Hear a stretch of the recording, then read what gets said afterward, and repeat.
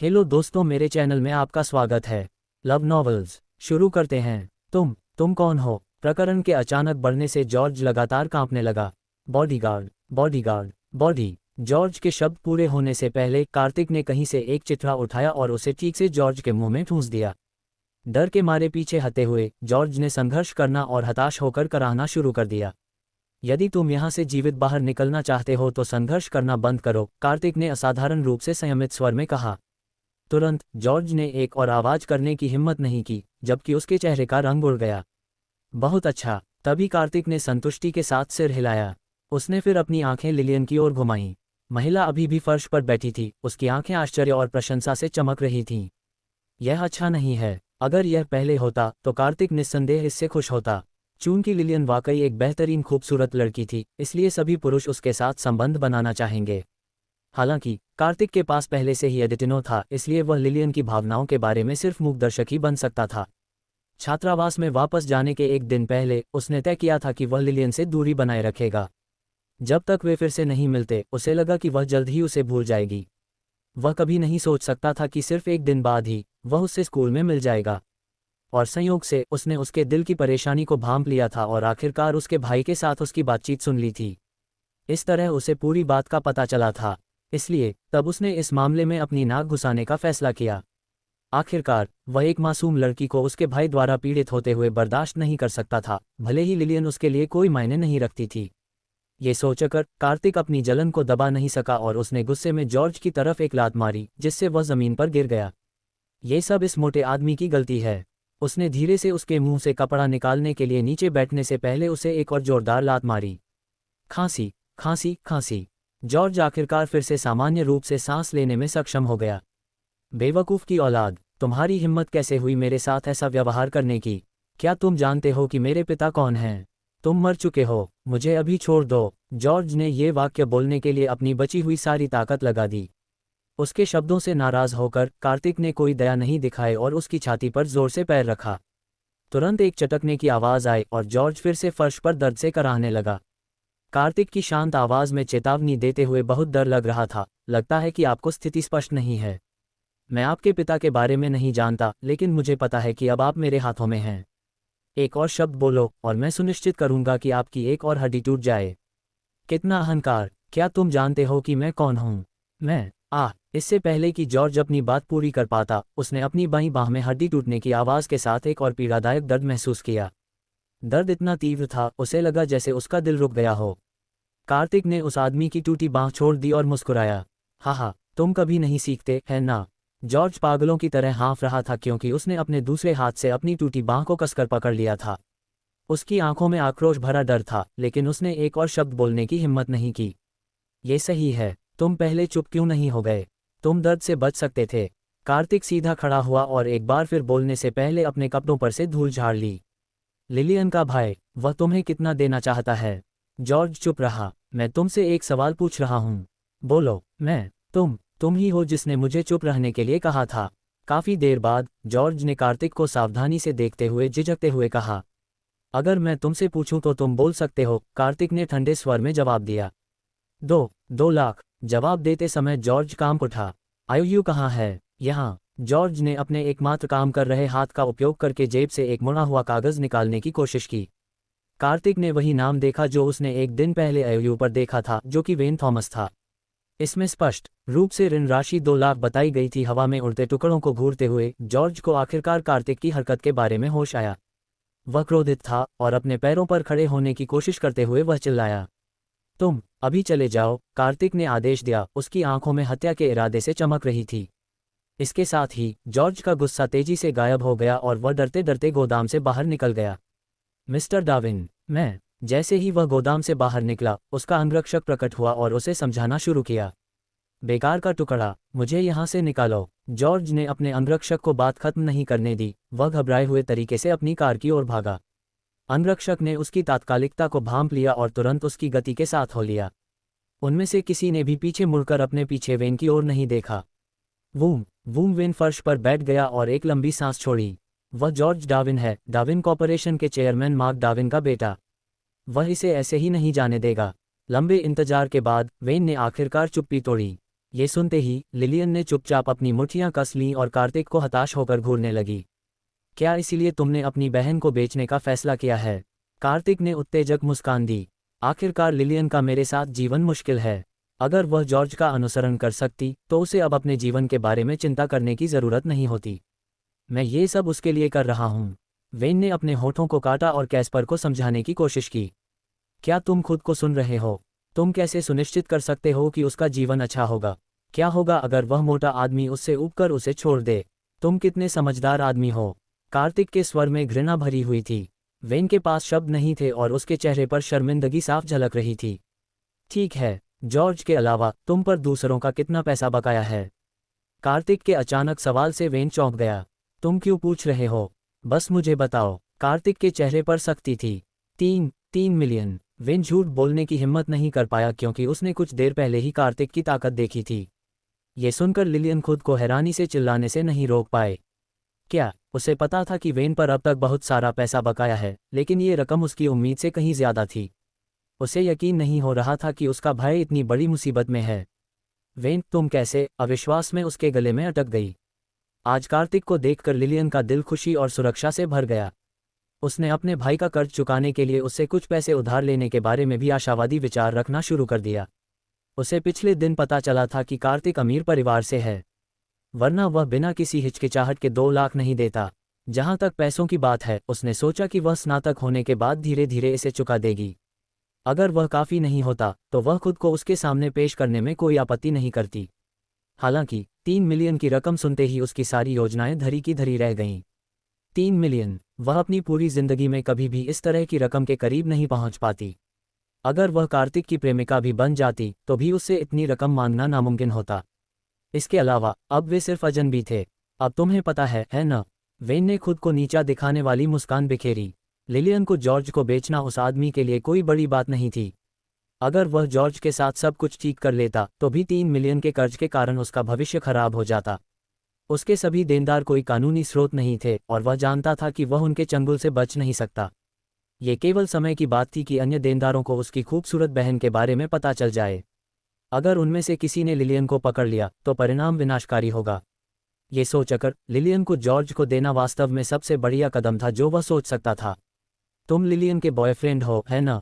अचानक वेन ने कार्तिक से पूछा। वेन, तुम किस बारे में बात कर रहे हो? तुरंत लिलियन शर्म से लाल हो गई।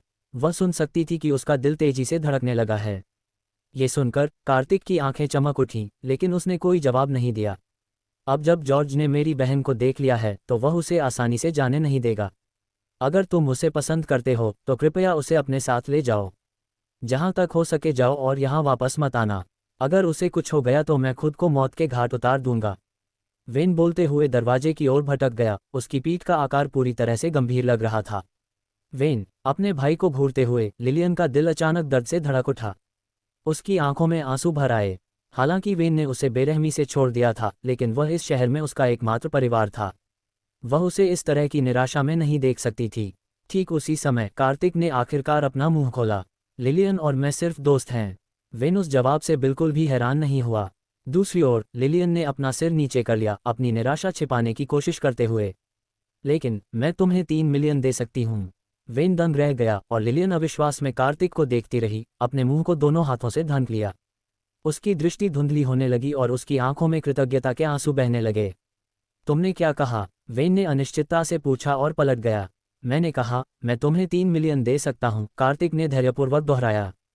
कुछ सेकंड के लिए अजीब सी खामोशी छा गई। अचानक वेन हंस पड़ा और उसने कार्तिक को एक अजीब नज़र से देखा। युवा लड़के, क्या तुम दिवास्वप्न देख रहे हो? तुम 3 मिलियन कहाँ से लाओगे? मुझे मत बताओ कि तुम इसे भविष्य में कमा सकते हो। इससे कोई फर्क नहीं पड़ता। चूंकि तुमने मेरी बहन के साथ अपने रिश्ते को स्वीकार करने से इनकार कर दिया, तो तुम ये क्यों कर रहे हो? वेन ने ठहाका लगाया। अपने आप को अपमानित करने की चिंता मत करो। हर कोई इसमें शामिल होने के लिए तैयार नहीं है। तुम कुछ भी गलत नहीं कर रहे हो। वेन ने सोचा कि कार्तिक दिखावा करने की कोशिश कर रहा है और उसने उसे एक तिरस्कारपूर्ण लहर दी। कार्तिक भले ही लड़ने में बेहद सक्षम हो, लेकिन उसके बारे में कुछ खास नहीं था। वह ऐसा व्यक्ति नहीं लग रहा था जो 3 मिलियन का खर्च उठा सके। खैर, भले ही कार्तिक 3 मिलियन का खर्च उठा सके, यह कोई छोटी रकम नहीं थी। वेन ने यह मानने से इनकार कर दिया कि वह उसे यूं ही दे देगा। लिलियन और मैं सिर्फ दोस्त हैं। मैं तुम्हें अभी 3 मिलियन दे सकता हूँ, भविष्य में नहीं। इसके अलावा मेरे पास तुम्हारे लिए एक नौकरी का प्रस्ताव है, कार्तिक ने शांति से बताया। वेन को मजा आया। अब तुम पैसे कहाँ से लाओगे? तुम इतने पैसे के लायक नहीं हो। अपनी बाहों को मोड़ते हुए वेन ने उसे मजाक भरी नज़र से देखा। बकवास, उसके पास मेरे लिए नौकरी का प्रस्ताव है। क्या वह खुद को व्यवसाय या कुछ और समझता है? मुझे अपना बैंक खाता नंबर दो, कार्तिक ने कहा। वह वेन से बहस करने में परेशान नहीं हो सकता था। जरूर, ये 64XXXXXX है। वेन ने बिना किसी संदेह के अपना बैंक खाता नंबर दे दिया। उसने आगे कहा, तो तुम मुझे पैसे कब ट्रांसफ़र करने जा रहे हो? अंदर ही अंदर उसे लिलियन के लिए बुरा लगा। वेन को जुए की लत थी। वह कर्ज के समुद्र में डूब रहा था, इसलिए उसे मर जाना चाहिए था। लिलियन बिल्कुल भी नियमों का पालन करने वाली नहीं थी, लेकिन वह जानता था कि वह एक बेवकूफ़ लड़की नहीं थी। वह स्मार्ट और सुंदर भी थी। उसे आश्चर्य हुआ कि उसे एक गैर जिम्मेदार प्रेमी मिला जो दिखावे पर जोर देता था। आह, मैं उसे खुद को मूर्ख बनाने दूंगा। कार्तिक को नंबरों की स्ट्रिंग याद करने में काफ़ी तेजी थी। उसने अपना नकली फ़ोन निकाला और स्क्रीन पर तेजी से क्लिक करना शुरू कर दिया। हो गया, अपना खाता चेक करें। कुछ ही देर बाद कार्तिक ने अपना फ़ोन जेब में रख लिया। वेन के मुंह से तिरस्कार भरी हंसी निकली। जाहिर है उसे कार्तिक पर विश्वास नहीं हुआ। फिर भी उसने अपना फ़ोन निकाला और स्क्रीन पर क्लिक किया। अपने आश्चर्य में उसे वाकई एक टेक्स्ट मिला था जिसमें ट्रांसफ़र की सूचना दी गई थी। उसने जल्दी से टेक्स्ट पर क्लिक किया और उसे ध्यान से पढ़ा। अपने खाते में इतनी बड़ी रकम ट्रांसफ़र होते देखकर उसकी आंखें चमक उठीं। मुंह खोले वह उस टेक्स्ट को देखता रहा जिसमें लिखा था, आपके खाते XXXXX को DDMMYYYY को 30,000 का फंड ट्रांसफ़र प्राप्त हुआ है। उसने दोबारा जांच की कि यह उसका बैंक खाता था जिसमें बैंक हस्तांतरण प्राप्त हुआ था और उसके बैंक का आधिकारिक नंबर जिसने उसे घबराहट में अपनी आंखें रगड़ने से पहले संदेश भेजा था। वेन को अपना संयम वापस पाने में थोड़ा समय लगा।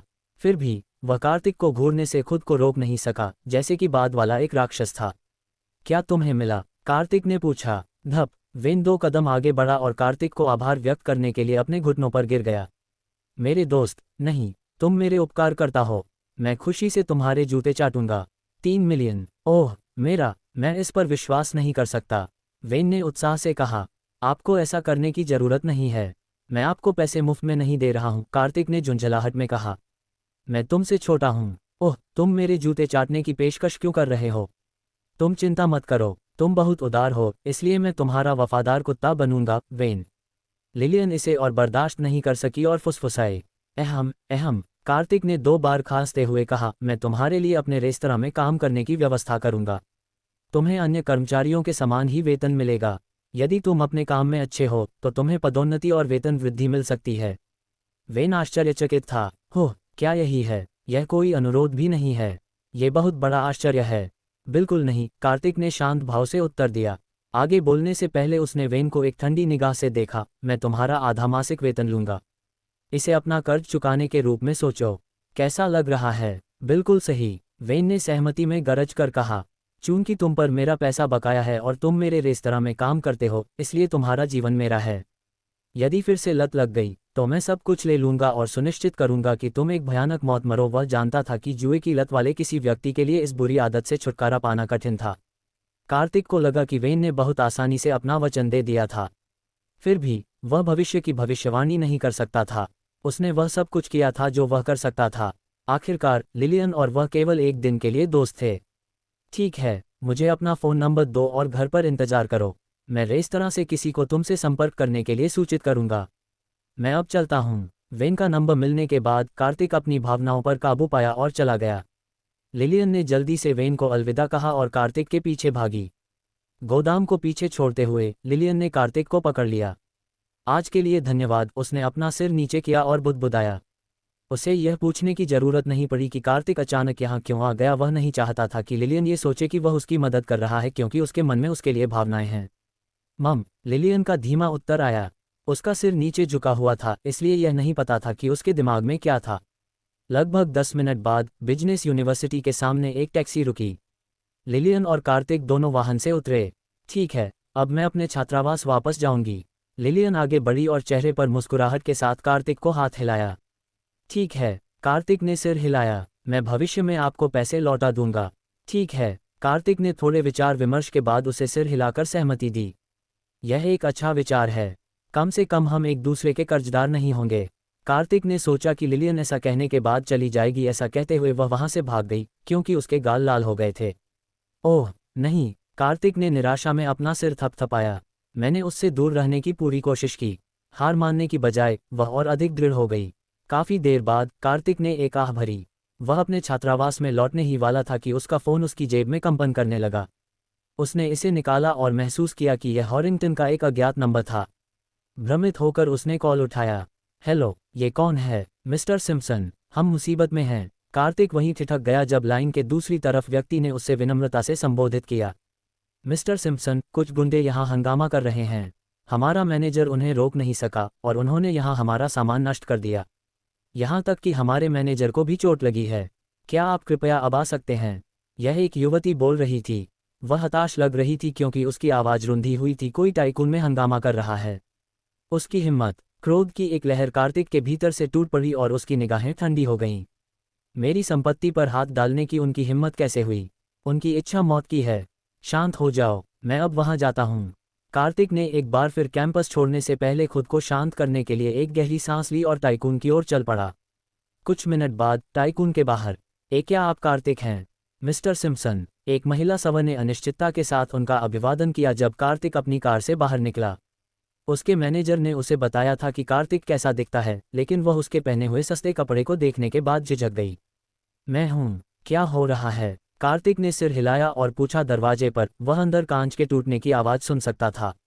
तुरंत उसकी निगाहें ठंडी हो गईं। तुमने किसे बुलाया था? वॉयने ने अनिश्चितता से पूछा और वह मुड़ा। मैंने कहा, मैं तुम्हें 3 मिलियन दे सकता हूं, कॉस्पर ने दृढ़ता से दोहराया। ये कुछ सेकंड के लिए मौन था। अचानक वॉयने हंसने लगा और उसने कॉस्पर को एक मजबूत नज़र से देखा। युवा आदमी, क्या तुम सपना देख रहे हो? तुम 3 मिलियन कहाँ से पाओगे? मुझे मत बताओ कि तुम इसे भविष्य में बनाओगे। इससे कोई फर्क नहीं पड़ता। चूंकि तुमने मेरी बहन के साथ अपने रिश्ते को स्वीकार करने से इनकार कर दिया, तो तुम ये क्यों कर रहे हो? वॉयने ने ठहाका लगाया। खुद को अपमानित करने की चिंता मत करो। हर कोई इसमें शामिल होने को तैयार नहीं है। कॉस्पर भले ही लड़ने में बहुत सक्षम हो, लेकिन उसमें कोई खास बात नहीं थी। वह ऐसा व्यक्ति नहीं लगता था जो 3 मिलियन का खर्च उठा सके। खैर, भले ही कॉस्पर 3 मिलियन का ऑफर कर सके, यह कोई छोटी रकम नहीं थी। वॉयने ने यह मानने से इनकार कर दिया कि वह उसे यूं ही दे देगा। मैं और 1 अरब सिर्फ दोस्त हूं। मैं तुम्हें अभी 3 मिलियन दे सकता हूं, भविष्य में नहीं। इसके अलावा मेरे पास तुम्हारे लिए एक नौकरी का प्रस्ताव है, कॉस्पर ने शांत भाव से खुलासा किया। वॉयने उदास था। अब तुम पैसे कहाँ से लाओगे? तुम इतने पैसे के लायक नहीं हो। अपने कागज मोड़ते हुए वॉयने ने उसे एक मजाकिया स्टो दिया। बकवास। उसके पास मेरे लिए कोई नौकरी का प्रस्ताव है। क्या वह सोचता है कि वह एक व्यवसायी है या कुछ और? मुझे अपना खाता नंबर दो, कॉस्पर ने कहा। वह वॉयने के साथ बहस करने की जहमत नहीं उठा सकता था। जरूर, उसने पूछा, तो तुम मुझे पैसे कब ट्रांसफर करोगी? मन ही मन उसे लिलियन के लिए दया आ गई। वॉयने के पास एक अजीबोगरीब बात थी। वह भारी कर्ज में डूबा हुआ था, इसलिए उसे मरना ही चाहिए था। लिलियन बिल्कुल भी नियम कायदों के हिसाब से नहीं चलती थी, लेकिन वह जानता था कि वह एक बदचलन लड़की नहीं है। वह स्मार्ट और सुंदर भी थी। उसे आश्चर्य हुआ कि उसने खुद को एक गैर जिम्मेदार प्रेमी पाया जो विरोधियों को परेशान करने पर जोर देता था। मैं उसे खुद को बेवकूफ़ बनाने दूंगा। कॉस्पर संख्याओं की स्ट्रिंग को याद करने में काफ़ी तेज था। उसने अपना नकली फ़ोन निकाला और स्क्रीन पर तेजी से क्लिक करना शुरू कर दिया। हो गया, अपना खाता चेक करो। थोड़ी देर बाद कॉस्पर ने अपना फ़ोन जेब में रख लिया। वॉयने ने एक तिरस्कारपूर्ण हंसी निकाली। स्पष्ट रूप से उसे कॉस्पर पर विश्वास नहीं हुआ। फिर भी उसने अपना फ़ोन निकाला और स्क्रीन पर क्लिक किया। अपने आश्चर्य के लिए वास्तव में एक पाठ था जो उसे हस्तांतरण की सूचना दे रहा था। उसने जल्दी से पाठ पर क्लिक किया और उसे ध्यान से पढ़ा। अपने खाते में स्थानांतरित की जा रही बड़ी राशि को देखकर उसकी आंखें चमक उठीं। अपना जॉ खोलकर उसने पढ़ा हुआ पाठ संग्रहित किया। आपके व्यवसाय XXXXX होस्ट को DDMMYYYY को 3000 का फंड ट्रांसफ़र प्राप्त हुआ है। 1 2 3 6 0, ये 3 मिलियन है। वॉयने अविश्वास में बोला क्योंकि उसका फ़ोन पकड़े हुए हाथ कांप रहे थे। उसने दोबारा जांच की कि क्या यह उसका बैंक खाता था जिसने बैंक ट्रांसफ़र प्राप्त किया था और उसके बैंक का आधिकारिक नंबर जिसने उसे घबराहट में अपनी आंखें रगड़ने से पहले संदेश भेजा था। वॉयन को अपना संयम वापस पाने में काफ़ी समय लगा।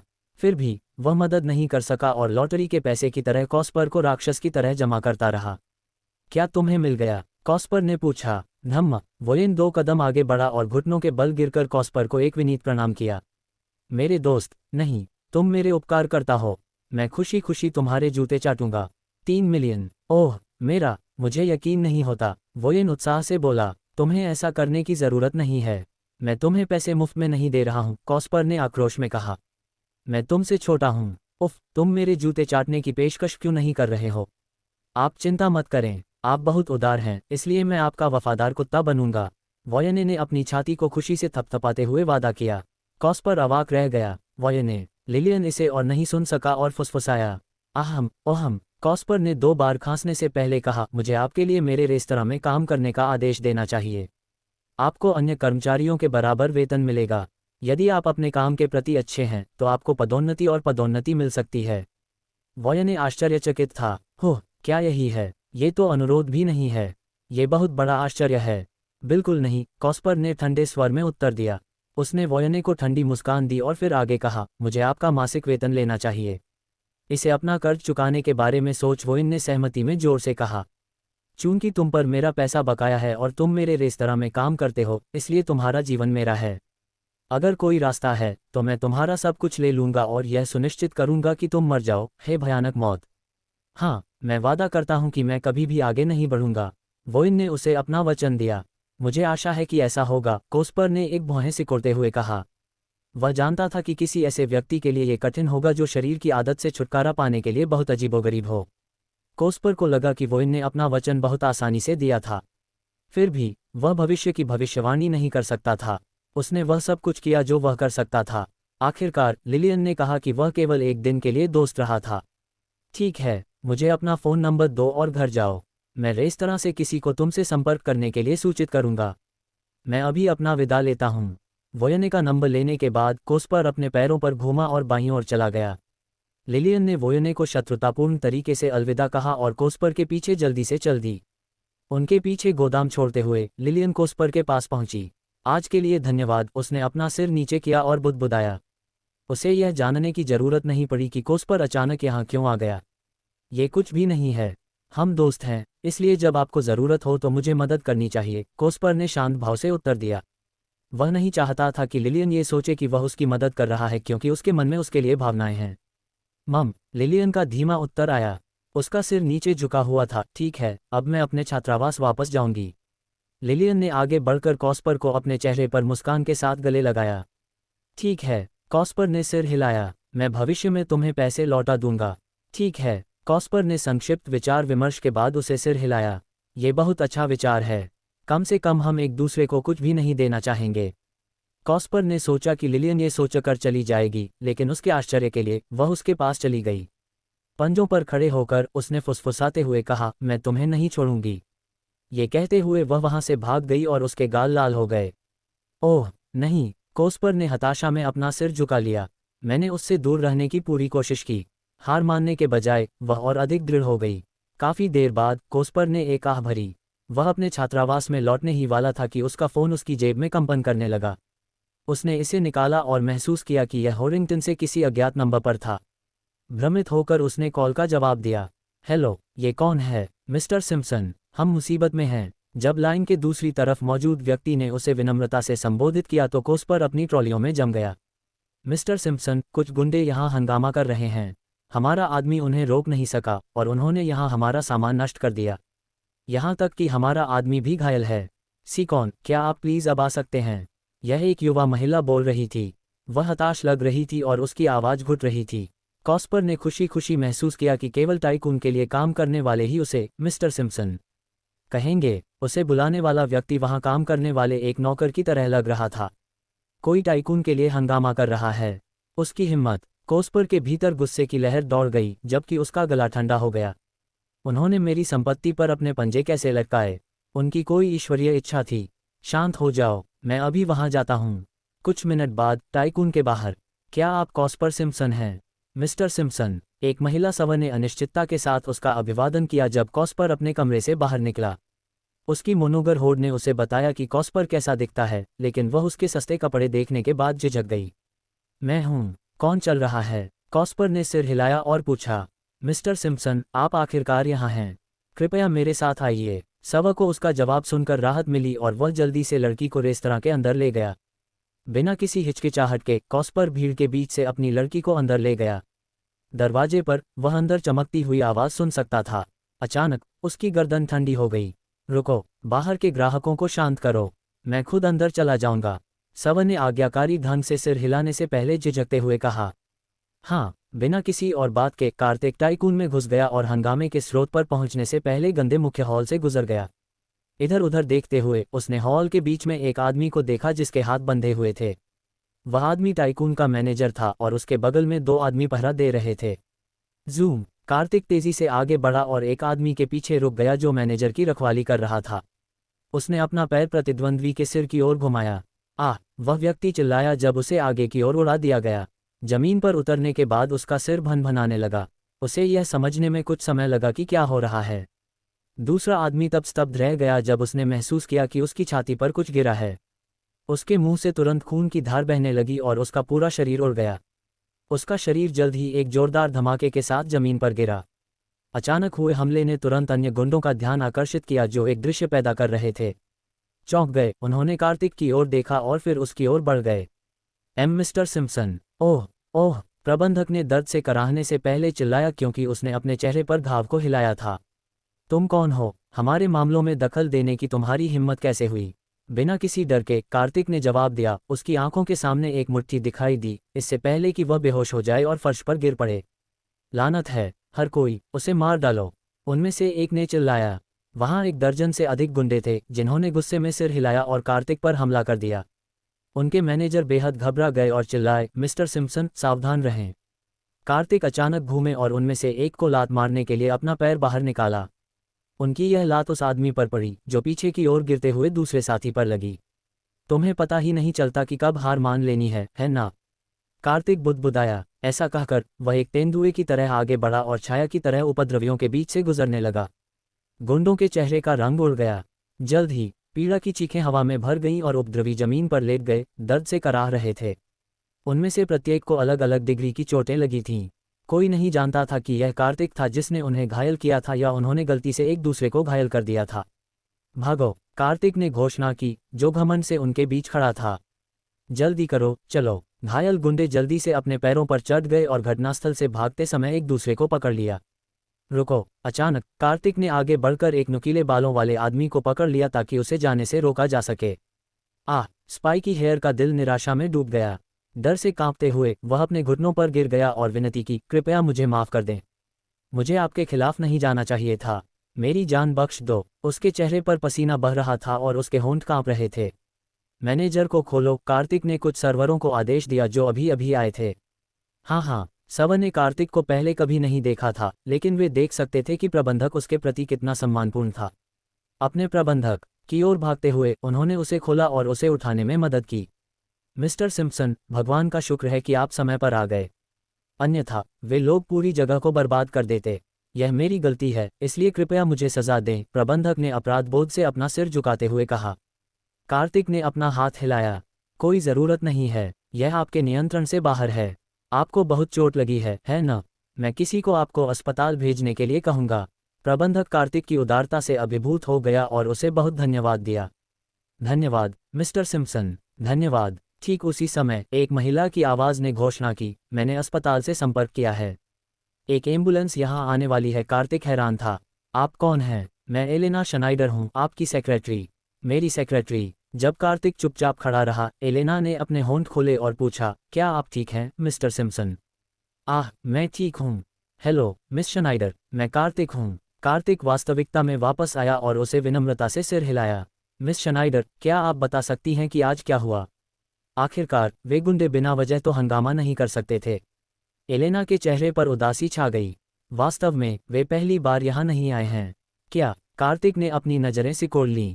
इसलिए एलेना ने बताया कि कैसे पूरी स्थिति तब शुरू हुई जब टाइकून के पूर्व अध्यक्ष पीटर क्विंटन अभी भी यहाँ थे। टाइकून होरिंगटन में मशहूर है, इसलिए हमारे महीने के मुनाफे का 30% बहुत बड़ी रकम है।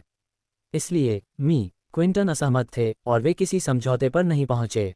उसके बाद वे लोग हमारे लिए परेशानी खड़ी करते रहे। सबसे पहले उन्होंने हमारी प्रतिष्ठा को नष्ट करने के लिए अफवाहें फैलाईं। फिर उन्होंने बिना पैसे दिए ही खाना खाया और भाग गए। अंत में उन्होंने प्रवेश द्वार को अवरुद्ध कर दिया ताकि हमारे ग्राहक हमारे प्रतिष्ठान में प्रवेश न कर सकें। उन्हें शुरू हुए 1 महीने से ज्यादा हो गया था। कार्तिक ने भौहें सिकोड़ी। क्या पीटर क्विंटन ने उन्हें रोकने के लिए कुछ नहीं किया? बेशक उसने किया। उसने पुलिस को बुलाया, लेकिन वे लोग पुलिस से बचने के लिए काफी चतुर थे। वे हमेशा समय रहते भागने में कामयाब रहे हैं। उसके बाद क्विंटन ने अपने एक दोस्त से संपर्क किया जो एक गिरोह में था, लेकिन उसके दोस्त ने उसे मामले को अनदेखा करने के लिए कहा। जाहिर है, उन्हें नाराज करना अच्छा विचार नहीं है। कोई विकल्प न होने के कारण हमें उनकी हरकतों को सहना पड़ा। उसने आगे बढ़ने से पहले एक हताश आह भरी हार मानने के बजाय उनका व्यवहार जल्द ही खराब हो गया। देखो, वे आज हमारे स्टोर को नष्ट करने आए थे। सिम्पसन, आपने उन्हें आज बाहर निकाल दिया होगा, लेकिन वे जल्द ही किसी और योजना के साथ वापस आ जाएंगे। जैसा कि एलेना स्पष्ट रूप से उत्तेजित थी, कार्तिक उसके शब्दों पर विचार करते हुए गहरी सोच में पड़ गया। जल्द ही उसने घोषणा की, ठीक है, मैं समझ गया। सुश्री शनाइडर, नुकसान की गणना करें और बाद में मुझे PDF भेजें। यदि किसी भी कर्मचारी को चोट लगती है तो उन्हें शहर के सबसे अच्छे अस्पताल में इलाज के लिए भेजें। भुगतान की गई छुट्टियों के अलावा हम उनके मेडिकल बिलों का ध्यान रखेंगे। सुनिश्चित करें कि आप आवश्यक व्यवस्था करें। एलेना ने सिर हिलाया। समझ गया, सिम्पसन। जाओ और इसे पूरा करो, कार्तिक ने आदेश दिया। एलेना ने अपना सिर झुकाया और अपने आदेश को पूरा करने के लिए मुड़ी। अपने आदेशों को रिले करने के बाद कार्तिक ने तेजी से सांस छोड़ी। फिर वह मुड़ा और स्पाइकी हेयर को घूरा, जो डर से पीछे हट गया। फायरवुल्फ चैम्बर ऑफ कॉमर्स कहाँ स्थित है? कार्तिक ने सवाल किया। स्पाइकी हेयर ने हार मानकर अपना मुंह बंद रखा, मानो वह मरने के लिए तैयार हो। अच्छा, तुम जिद्दी हो, है ना? कार्तिक ने एक भयानक मुस्कान बिखेरी। उसने एक स्टील का डंडा उठाया और उसके दोनों सिरे पकड़ लिए। अचानक उसने बल लगाया और उसे आसानी से आधा मोड़ दिया।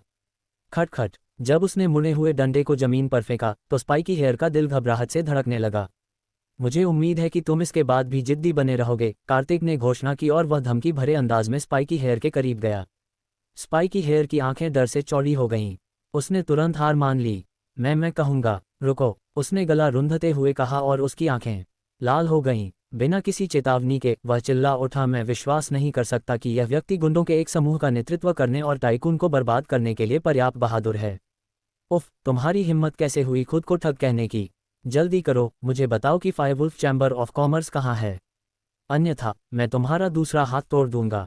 कार्तिक ने अधीरता से आग्रह किया, क्योंकि उसके होठों पर एक तिरस्कारपूर्ण मुस्कुराहट तैर गई। होह, स्पाइकी हेयर उसके गिरोह के लिए अपमान है। स्पाइकी हेयर ने सिसकते हुए जवाब दिया, यह मरीन लक्सवर्ड में है। हमारे नेता हेक्टर कॉनियो हैं। उसने सूंघते हुए फायरवुल्फ चैम्बर ऑफ कॉमर्स के बारे में वह सब कुछ बताना शुरू कर दिया जो वह जानता था। नेता? कार्तिक ने नाक सिकोड़ी। अपने नेता से कहो कि मैं उनसे कल मिलूंगा। कार्तिक ने अपना मन बना लिया। यदि वह तथाकथित फायरवुल्फ चैम्बर ऑफ कॉमर्स से निपट नहीं सकता, हाँ, स्पाइकी हेयर ने बड़बड़ाते हुए कहा और उसने जोर से सिर हिलाया। वह बुरी तरह डर गया था और कार्तिक की इच्छा के विरुद्ध जाने की हिम्मत नहीं जुटा पाया। कार्तिक ने स्पाइकी हेयर से जरूरी जानकारी हासिल करने के बाद उसे एक हाथ हिलाकर विदा किया। भागो। हाँ, अब हमें भागना चाहिए। स्पाइकी हेयर का उस डरावने आदमी के साथ रहने का कोई इरादा नहीं था। वह अपने पैरों पर खड़ा हुआ और अपने साथियों के साथ घटनास्थल से भाग निकला। जाहिर है, उन गुंडों को कार्तिक के हुनर से आघात पहुंचा था। अपनी भौहें सिकोड़ते हुए कार्तिक ने टूटी हुई मेजों, कुर्सियों और अन्य बर्बाद सामानों से भरे गंदे दृश्य को स्कैन किया। वह 15 दिनों से भी कम समय के लिए टाइकून का प्रभारी था, लेकिन फायरवुल्फ चैम्बर ऑफ कॉमर्स के उन लोगों ने जगह को पूरी तरह से बर्बाद कर दिया। अगर मैं उन्हें सबक नहीं सिखाता तो वे मुझे आसानी से मात देने वाला समझेंगे। मुझे अभी भी हॉरिंगटन में अपना व्यवसाय चलाने की ज़रूरत है। कार्तिक ने सुरक्षाकर्मियों से कहा कि वे अपने छात्रावास में लौटने से पहले टाइकून को कुछ समय के लिए बंद कर दें। वापस छात्रावास में वह प्रवेश करने ही वाला था कि फेलिक्स, कोल्टन और समीर अपने हाथों में लकड़ी का डंडा लेकर गुस्से में बाहर निकले। दोनों पक्ष एक दूसरे से टकरा गए। दोस्तों, आप कहाँ जा रहे हैं? कार्तिक ने उत्सुकता से पूछा और पीछे हट गए। क्या किसी बेवकूफ़ गुंडे ने मेरे दोस्तों को नाराज़ किया है? वे ऐसे दिखते हैं जैसे वे लड़ाई के लिए तैयार हैं। हम आम तौर पर उन्हें अभी गेमिंग में तल्लीन होना चाहिए। कार्तिक, तुम वापस आ गए। हमने सुना है कि कुछ लोग टाइकून में एक दृश्य बना रहे हैं। हम तुम्हारी मदद करने जा रहे हैं। कार्तिक, क्या तुम ठीक हो? टाइकून तुम्हारी संपत्ति है, इसलिए हमें बदला लेने में तुम्हारी मदद करनी चाहिए। फेलिक्स, कोल्टन और समीर गुस्से में दिख रहे थे, जैसे कि वे उन गुंडों को भगाने के लिए अपनी जान जोखिम में डालने के लिए तैयार थे। कार्तिक फेलिक्स, कोल्टन और रैमी की ईमानदारी से प्रभावित हुआ। वे अपनी मदद की पेशकश करना चाहते थे क्योंकि वह यहाँ नहीं था। आह, वे मेरे सच्चे दोस्त हैं। मुझे इस बड़े परिसर में उन्हें जानकर बहुत गर्व हो रहा है। वे गुंडे चले गए हैं। टाइकून वर्तमान में मरम्मत के लिए बंद है, इसलिए आप उन डंडों को नीचे रख सकते हैं, नहीं तो दूसरे लोग गलतफहमी में पड़ जाएंगे, कार्तिक ने समझाया और उन तीनों को वापस उनके छात्रावास में धकेल दिया। उन्हें मेस में घसीटना एक बुरा विचार होगा क्योंकि प्रतिद्वंद्वी फायरवुल्फ चैम्बर ऑफ कॉमर्स था। वे साधारण गुंडे नहीं थे जो पिटने के बाद हार मान लेंगे। ओह, गुंडे पहले ही जा चुके थे। मैंने सोचा कि मैं उन्हें पीटकर देखूंगा कि मेरी हालिया ट्रेनिंग काम कर रही है या नहीं। समीर ने असंतोष व्यक्त करते हुए लकड़ी का डंडा एक तरफ फेंक दिया। रैमी, तुम किस बारे में बात कर रहे हो? गुंडे वहां क्यों रहेंगे? हमारे साथ क्रिसमस मनाने के लिए। अर्जुन ने समीर को घूरते हुए कार्तिक की ओर मुड़कर पूछा। वास्तव में उन्हें यह समझने में अधिक समय नहीं लगा कि कोई प्रभावशाली व्यक्ति ही उन गुंडों का समर्थन कर रहा होगा जो उन्होंने टाइकून में हंगामा खड़ा करने का साहस किया। कार्तिक ने सिर हिलाया और गंभीरता से उत्तर दिया, हाँ, वे फायरवुल्फ चैम्बर ऑफ कॉमर्स से हैं। इससे दूर रहो, मैं इस मामले को खुद संभाल सकता हूँ। चूंकि वह ये भी नहीं जानता था कि फायरवुल्फ चैम्बर ऑफ कॉमर्स क्या है, इसलिए वह अर्जुन और अन्य को इस झंझट में नहीं घसीटना चाहता था। फायरवुल्फ चैम्बर ऑफ कॉमर्स। अर्जुन और लड़के गहरी सोच में पड़ गए। एक पल बाद रैमी की आंखें चमक उठीं। ओह, मुझे याद है कि लियो ने एक बार दावा किया था कि उसका भाई टायसन फायरवुल्फ चैम्बर ऑफ कॉमर्स का सदस्य है। मुझे लगता है कि वह वहाँ किसी तरह का टीम लीडर है। उसने सभी को वह बताया जो वह जानता था। अर्जुन ने घोषणा की, मुझे पता था कि वह बुरी खबर है। कार्तिक, क्या हमें उसे पकड़कर पूछताछ करनी चाहिए? कुछ देर बाद अर्जुन ने चुप्पी तोड़ी। वैसे कार्तिक, देवांश बीयू में तीसरे वर्ष का छात्र है। उसने तुम्हें वीसलेक टी हाउस में अपने साथ चाय पीने के लिए आमंत्रित किया है। उसने मुझे चाय पर चलने के लिए कहा। कार्तिक स्तब्ध था, लेकिन उसे जल्दी से याद आ गया कि कैसे देवांश अपनी होने वाली पत्नी गिजेल का पीछा करने की कोशिश करता था। कार्तिक, देवांश हमारे कैंपस में मशहूर है। वह अमीर है। बेशक तुम्हारी तुलना में वह एक बदमाश से कम नहीं है। उसके पिता लिंगम ग्रुप के चेयरमैन हैं, जो कम से कम 3 बिलियन की कीमत वाली एक सूचीबद्ध कंपनी है। उसके पिता हॉरिंगटन के सबसे अमीर आदमी भी हैं। छात्रावास में सबसे अधिक जानकारी देने वाले व्यक्ति के रूप में समीर ने देवांश के बारे में जो कुछ भी जानता था उसे जल्दी से साझा किया। आरव ने उपहास किया, मुझे लगता है कि वह अपने पिता की संपत्ति के कारण दिखावटी व्यवहार कर रहा है। अर्जुन चिंतित था। कार्तिक, मुझे लगता है कि वह बुरी नीयत रखता है। हमें उससे मिलने नहीं जाना चाहिए। जाहिर है, यह उन्हें नुकसान पहुंचाने के लिए एक साजिश थी। पहले अर्जुन ने सुना था कि कैसे देवांश उन भौतिकवादी लड़कियों को धोखा देता है, उन्हें शानदार चीजें खरीदने का वादा करके। उनके साथ अपनी मर्जी चलाने के बाद वह बिना किसी हिचकिचाहट के उन्हें छोड़ देता था। उन लड़कियों ने शायद खुद ही यह सब किया हो, लेकिन इस बात से इनकार नहीं किया जा सकता था कि देवांश एक बदमाश था। क्यों नहीं, चलो, अगर तुम फ्री हो तो और हमारे साथ चलो। कार्तिक अपने पैरों पर खड़ा हुआ और जोर से हंसा। वह देवांश जैसे किसी से बिल्कुल भी नहीं डरता था। अगर वह लड़ना चाहता है तो मैं उसके साथ खेलूंगा। एक अमीर आदमी बिल का भुगतान कर रहा है। बेशक हम जा रहे हैं। बाकी तीनों ने अपने पैरों पर खड़े होने से पहले अपने कपड़े बदले। वे कार्तिक के साथ उनके कैंपस में स्थित वेस्टलेक टी हाउस में चले गए। वेस्टलेक टी हाउस यूनिवर्सिटी की लाइब्रेरी के पीछे स्थित था। यह एक ऐसी जगह थी जहां छात्र और व्याख्याता आराम कर सकते थे। इसके खूबसूरत इंटीरियर के अलावा, जिसने कई ग्राहकों को आकर्षित किया, इसमें कई निजी कमरे भी थे ताकि ग्राहक निजी तौर पर अपनी चाय का आनंद ले सकें। देवांश को यह पता लगाने में कुछ समय लगा कि हाल ही में एक नवधनाढ्य व्यक्ति कैंपस में आया था और उसने सार्वजनिक रूप से लियो को नकद राशि फेंककर अपमानित किया था। अदिति इस युवक का लेक्चरर भी था। वह नेटिजन ही होगा जिसने गिजेल के लिए लाइव स्ट्रीम ऐप पर इतना पैसा खर्च किया। ये सोचकर कि उसके 6 लाख से अधिक पैसे कैसे बर्बाद हो गए, उसके अंदर बहुत गुस्सा भर गया। मुझे उसे बताना चाहिए कि अदिति मेरा है। जो भी मुझसे अदिति छीनने की कोशिश करेगा वह मेरा दुश्मन होगा। देवांश, मुझे नहीं लगता कि उस बदमाश में हिम्मत है कि वह यहाँ आए। हाँ, वह तो बस एक नवधनाढ्य व्यक्ति है न? ऐसा कोई तरीका नहीं है कि वह आकर देवांश को अपमानित करे। देवांश, मुझे लगता है कि वह लॉटरी में ग्रैंड प्राइज जीतने के लिए भाग्यशाली है। देखो वह अपनी संपत्ति का कैसे दिखावा कर रहा है। अगर वह आता है तो क्या हमें उसे पीटना चाहिए? फ्रैंक, सैक्स और अन्य अमीर बच्चों ने कार्तिक का मजाक उड़ाते हुए चर्चा शुरू कर दी। वे उसे किसी खतरे के रूप में भी नहीं देखते थे। आखिरकार उनके लिए कार्तिक एक ऐसा व्यक्ति था जिसे आसानी से निपटाया जा सकता था। देवांश के चेहरे पर उदासी थी। चलो बस इंतजार करते हैं। इससे पहले कि वह अपनी बात पूरी कर पाता, उसके निजी कमरे का दरवाज़ा धक्का देकर खोला गया। एक पल में इसने सभी का ध्यान अपनी ओर खींच लिया। फ्रैंक और बाकी लोग चौंक कर अपनी आंखें खोलकर देख सकते थे जब उन्होंने देखा कि कार्तिक, अर्जुन और 2 अन्य युवक अंदर आए और बेधड़क बैठ गए। कार्तिक ने मुस्कुराते हुए कहा, ओह, ये वाकई असाधारण चाय है। मैंने सुना कि तुम मुझे साथ में चाय पीने के लिए आमंत्रित करना चाहते थे, इसलिए मैंने अपने डॉम के साथियों को भी साथ में आने के लिए कहा। देवांश, तुम्हें कोई आपत्ति तो नहीं होगी, है न? उसने देवांश के अविश्वास भरे चेहरे को नज़रअंदाज किया और ऐसे पेश आया जैसे कि निजी कमरा उसी ने आरक्षित किया हो। उन्हें आते देख देवांश इतना गुस्सा हुआ कि वह लगभग जोर से गाली देने लगा। मैंने सिर्फ तुम्हें ही आमंत्रित किया है। तुम 3 और लोगों को साथ क्यों लाए हो? क्या तुम्हें लगता है कि यहाँ चाय मुफ्त है? फेलिक्स, चलो चाय पियो। चलो, देवांश की दयालुता को बर्बाद न करें। अर्ल ग्रे चाय के इस बर्तन की कीमत 500 प्रति बर्तन है। कार्तिक ने ऐसा अभिनय किया जैसे उसने कभी महंगी चाय नहीं चखी हो। उसने उदारता से अर्जुन और उसके दोस्तों के लिए कई कप भरे। तुरंत अर्जुन को समझ में आ गया कि उसकी योजना क्या थी। तो मैं अपना पेट चाय से भर लूंगा ताकि देवांश की दयालुता बर्बाद न हो, उसने घोषणा की और चाय को एक घूंट में खत्म कर दिया जैसे कि वह पानी पी रहा हो। अरविंद और समीर दोनों ने भी ऐसा ही किया और ऐसे अभिनय किया जैसे कि वे देहाती हों। वे चाय पी भी नहीं रहे थे, वे स्वाद का स्वाद लिए बिना ही उसे गटक रहे थे। देवांश में क्रोध की एक नई लहर उठी जब उसने देखा कि वे कितने असभ्य थे।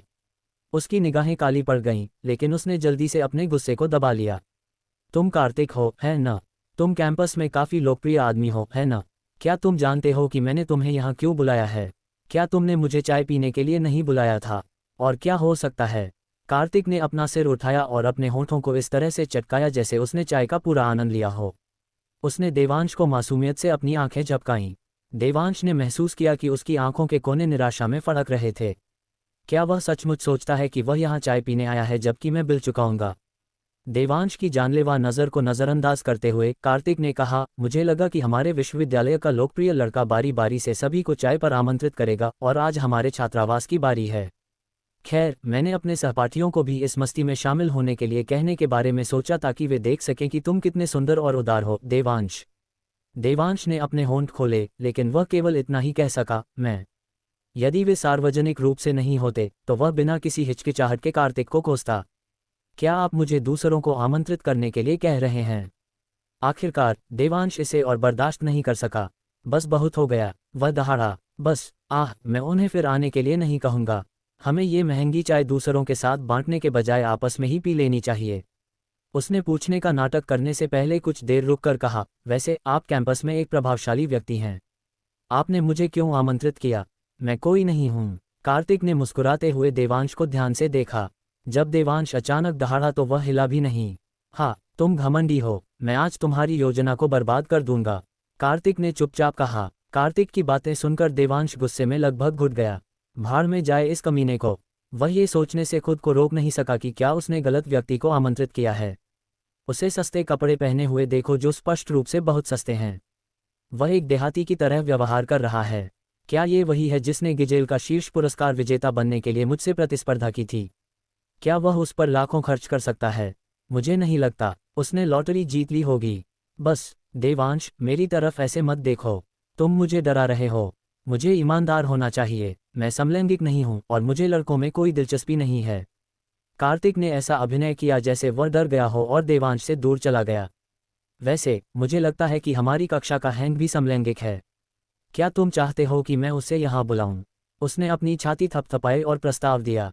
देवांश ने अपना आपा खो दिया क्योंकि कार्तिक की लगातार बकबक बहुत परेशान करने वाली थी। बस कार्तिक, दिखावा करना बंद करो। मेरे पास तुमसे एक सवाल है, उसने अधीरता से चिल्लाया।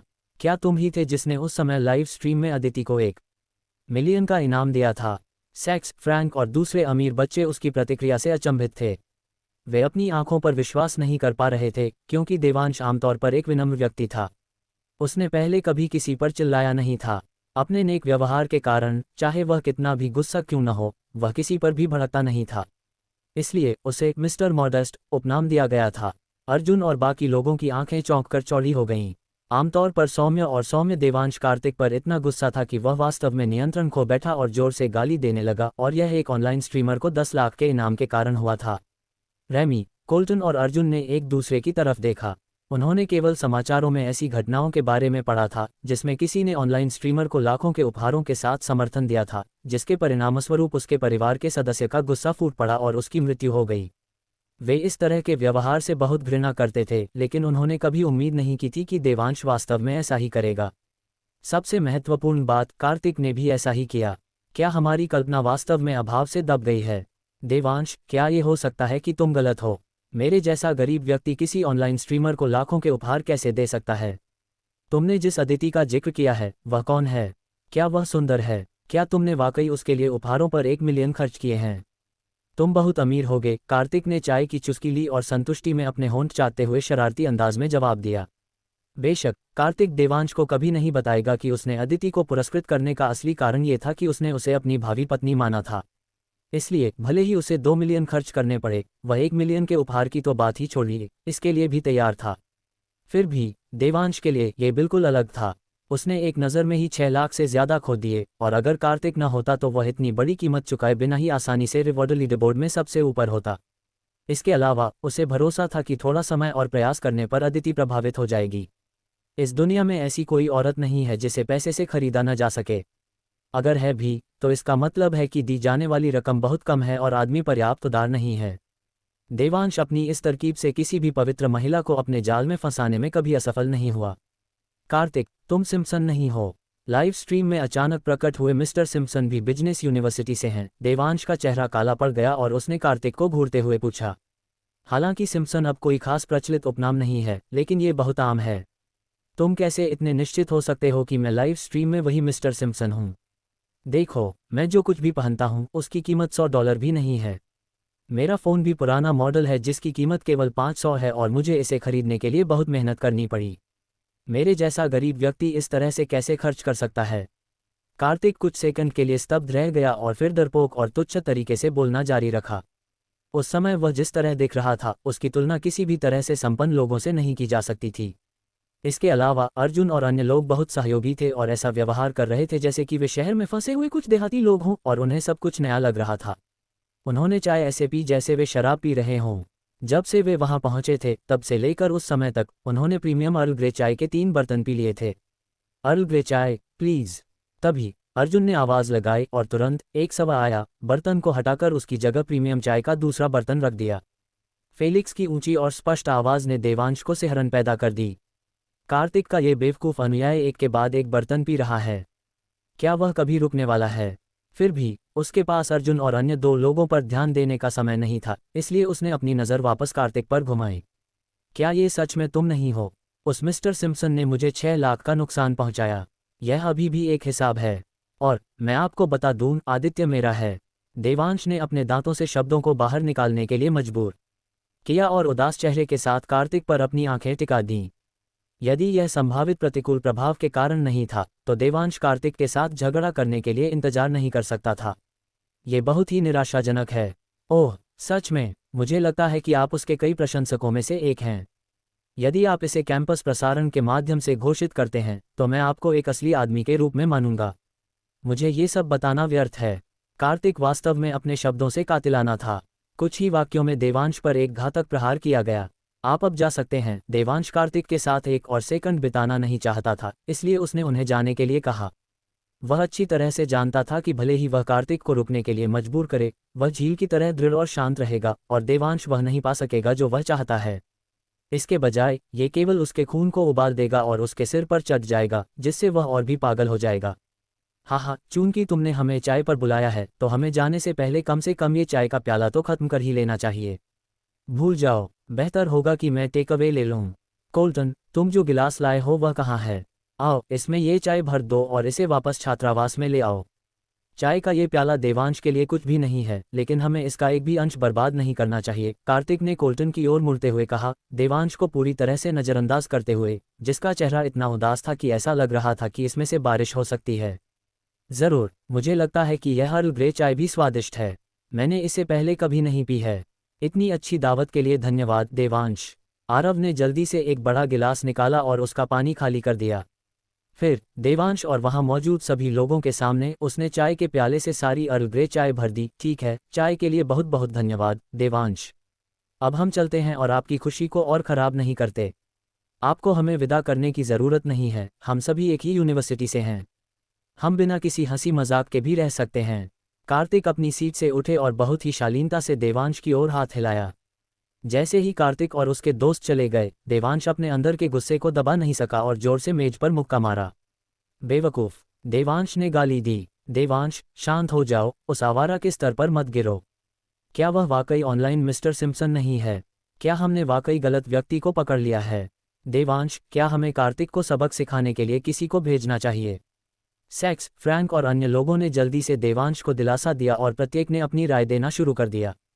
चलो इस मामले की जांच करते हैं और फिलहाल उस आवारा को नज़रअंदाज करते हैं। मैंने 6 लाख से ज़्यादा खो दिए हैं, जाहिर है मैं इस मामले को यहीं रहने नहीं दूंगा। इसके अलावा अदिति मेरे साथ है। देवांश की आंखों में एक भयंकर चमक चमक उठी और उसने दांत पीसते हुए कहा। इस बीच उसके दिमाग में एक शातिर योजना पनपने लगी और उसके होठों के कोने पर एक डरावनी मुस्कान उभर आई। हा, क्या तुम लोगों ने अभी देखा? देवांश बहुत पागल हो गया था। क्या ये सिर्फ कुछ बर्तन चाय नहीं थी? कितना कंजूस! कार्तिक, अभी यहाँ कोई और नहीं है। हमें बताओ, क्या तुमने वाकई ऑनलाइन स्ट्रीमर को 1 मिलियन का इनाम दिया है? वह ऑनलाइन स्ट्रीमर कैसी दिखती है? क्या वह वाकई बहुत खूबसूरत है? अर्जुन ने उनके चारों ओर देखा और कार्तिक के कंधे पर हाथ रखकर उसे आंख मारते हुए पूछा। यही वह बात थी जिसके बारे में समीर और आरव सबसे ज्यादा चिंतित थे, इसलिए वे एक साथ कार्तिक की ओर देखने लगे, ये सुनने के लिए उत्सुक थे कि वह वास्तव में मिस्टर सिम्पसन था जिसने ऑनलाइन स्ट्रीमर को 1 मिलियन के उपहारों से पुरस्कृत किया था। क्या सोच रहे हो? क्या मैं कुछ पैसे वाले जैसा दिखता हूँ? देवांश जानबूझकर यह बता रहा था और शेखी बघार रहा था कि उसने एक ऑनलाइन स्ट्रीमर को पुरस्कृत करने के लिए 10 लाख तक खर्च कर दिए हैं। उसका असली उद्देश्य ये था कि हम उसके बारे में लोगों को बता सकें कि वह कितना अमीर है और तुम लोग ये भी नहीं समझ सकते। तुमने वह सारी अर्ल ग्रे चाय बेकार में पी ली। कार्तिक ने उनकी ओर आंखें घुमाई और निराशा में सिर हिलाया। तो यही था। कोई आश्चर्य नहीं कि उसने एक शब्द भी नहीं कहा जब उसने हमें शराब पीते हुए देखा। अर्जुन ने अपनी जांघ पर जोर से थपथपाया क्योंकि उसे लगा कि आखिरकार उसे समझ आ गया है कि क्या हुआ था। कार्तिक, क्या तुम्हें लगता है कि हमें उसे प्रचारित करने में मदद करनी चाहिए? समीर ने कार्तिक की ओर मुड़कर उत्सुकता से पूछा। ठीक उसी समय अर्जुन और आरावल्सो दोनों उत्सुकता से उसकी ओर मुड़े, जैसे कि उन सभी ने उसे अपने छात्रावास का प्रभारी व्यक्ति माना हो।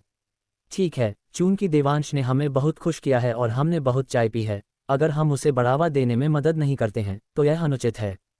सुनो, यहाँ वह है जो हमें प्रसारित करना चाहिए।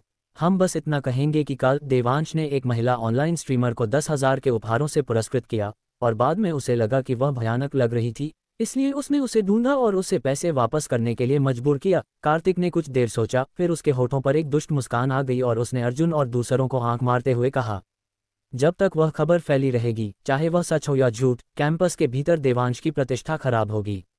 आखिरकार ऐसा समाज है जिसमें बुरी खबरें, खासकर अतिरंजित खबरें, पंख लगाती हैं।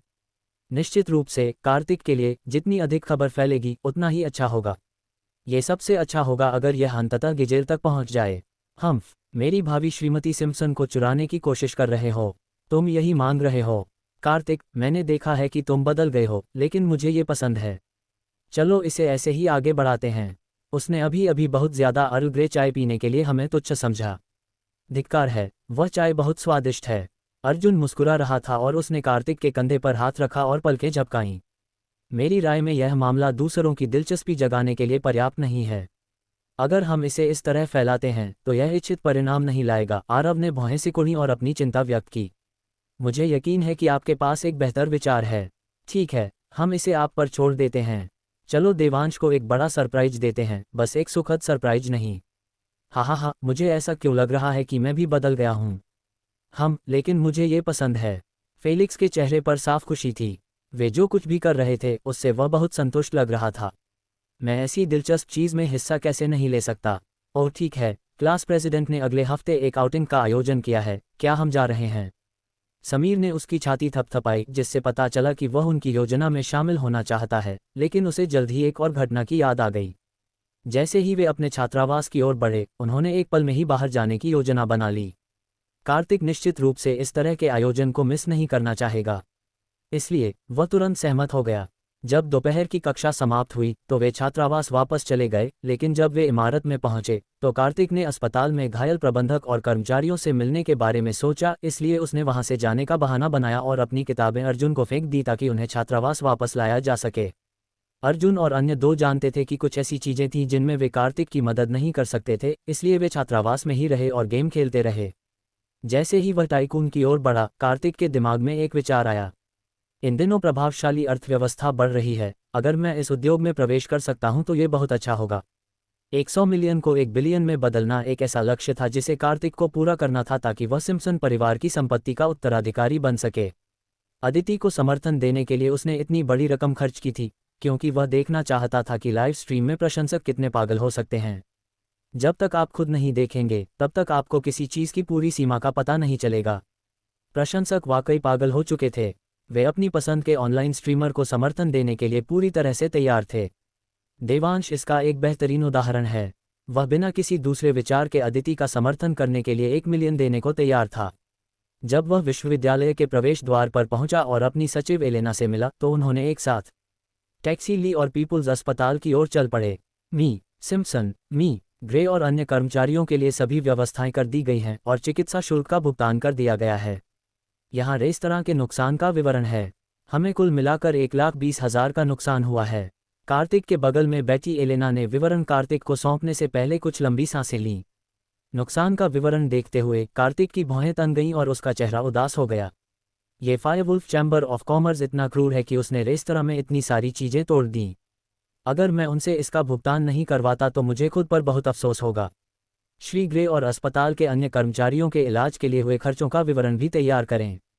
यह मेरे काम आएगा, कार्तिक ने सीधे तरीके से निर्देश दिया। उसने फायरवुल्फ चैम्बर ऑफ कॉमर्स के उन गुंडों को इतनी आसानी से नहीं छोड़ने की योजना बनाई थी। वह उन्हें अपने रेस्तरां को नुकसान पहुंचाने का खामियाजा भुगतने के लिए मजबूर करेगा। श्री सिम्पसन, आप। कार्तिक से आ रही आभा को महसूस करते हुए एलेना अनजाने में कार की खिड़की के थोड़ा करीब चली गई। रास्ते में किसी ने कुछ नहीं कहा और जल्द ही वे अस्पताल पहुंच गए। कार्तिक एलेना का पीछा करते हुए वार्ड की ओर चल पड़ा। वार्ड में कार्तिक ने जनरल मैनेजर को देखा जिसके सिर पर पट्टी बंधी थी, लेकिन वह पहले से काफ़ी बेहतर लग रहा था। मिस्टर ग्रे, अस्पताल में स्वास्थ्य लाभ पर ध्यान दीजिए और इलाज के खर्चों की चिंता मत कीजिए।